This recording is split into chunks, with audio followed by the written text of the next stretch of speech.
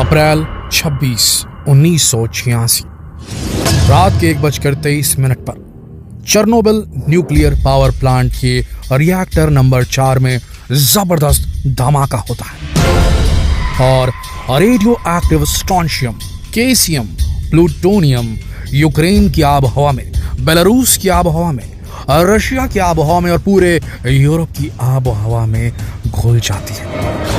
इतनी खतरनाक radio active emissions होती हैं, रेडिएशंस होती हैं, इरेडिएशंस होती हैं लोगों को कि डायरेक्टली और इनडायरेक्टली आने वाले सालों में 93,000 से ज्यादा 1 लाख के करीब कैंसर और दूसरी चीजों से मौतें हो जाती हैं पूरी दुनिया भर में। उस वक्त के सोवियत संघ के राष्ट्राध्यक्ष मिखाइल गोर्बाचेव ये कहते हैं कि सोवियत संघ के टूटने का सबसे बड़ा कारण शायद चेर्नोबिल एक्सप्लोजन था। Perhaps the real cause of the collapse of Soviet Union was Chernobyl explosion.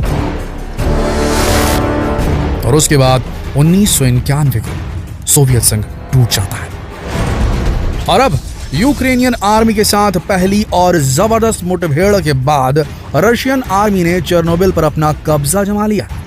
Chernobyl जहां आज भी रेडियो एक्टिविटी पाई जाती है, the radioactive site of the world's worst nuclear accident और सबसे बड़ा फैक्टर सोवियत यूनियन के कोलैप्स का आज पुतिन के कब्जे में आ चुका है। दोस्तों, चेर्नोबिल पूरी तरीके से रूस के कब्जे में आ चुका है। चेर्नोबिल को जीत लिया है पुतिन की सेना ने।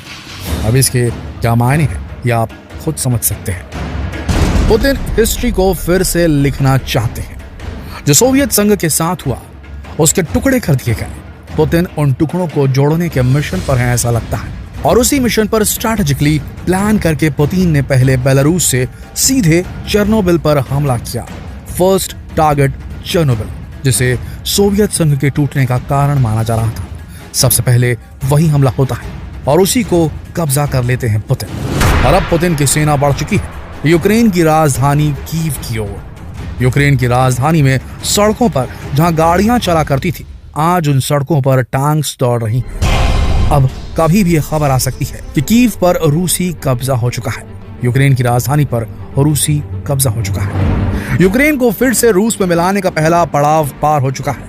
यह खबर कभी भी आपको मिलने वाली है। दोस्तों, अब देखना यह है यूक्रेन पर कब्जे के बाद पुतिन नेक्स्ट मूव क्या करते हैं। वो दूसरे नाटो देशों की ओर बढ़ते हैं या फिर यूक्रेन पे स्थिति को सामान्य बनाने की कोशिशों की शुरुआत करते हैं। एक बार यूक्रेन के हालात सामान्य हो गए, उसके बाद रूस अपने ऊपर लगे आर्थिक पाबंदियों का सामना करने निकलेगा जो कि वेस्टर्न कंट्रीज ने उस पर लगाए हैं, इकोनॉमिक सैंक्शंस।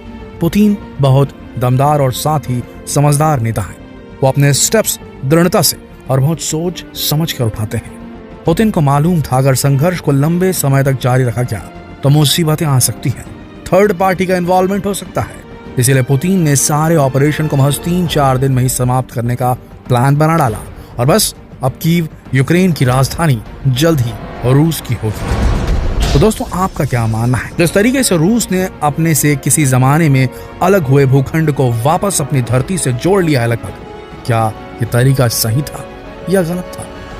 रूस को ऐसा करना चाहिए था यूक्रेन के साथ कि नहीं?